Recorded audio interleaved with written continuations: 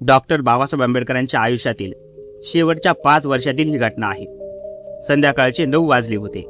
नानकचंद रत्तू बाबासाहेबांना म्हणाले, मी घरी जातोय, तुम्हाला पाहिजे त्या सर्व गोष्टी येथे ठेवल्या आहेत, आणखी काही पाहिजे असेल तर सांगा। त्यावर बाबासाहेब म्हणाले, जा तू, पण सकाळी लवकर परत ये। होकार देऊन नानकचंद रत्तू घरी निघून गेले। पुन्हा सकाळी बाबासाहेबांनी सांगितलेल्या वेळी हजर झाले।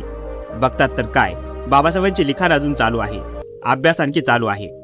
नानकचंद रत्तू बाबासाहेबांची तंद्री भंग न होऊ देता तसेच बाजूला उभे राहिले।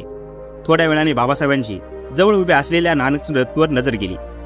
बाबासाहेब त्यांना म्हणाले, नानकचंद, तू आणखी गेला नाहीस, जा आणि सकाळी लवकर परत ये।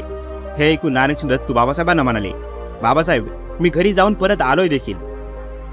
यावरून लक्षात येते की बाबासाहेब त्यांच्या अभ्यासामध्ये किती तल्लीन व्हायचे ते।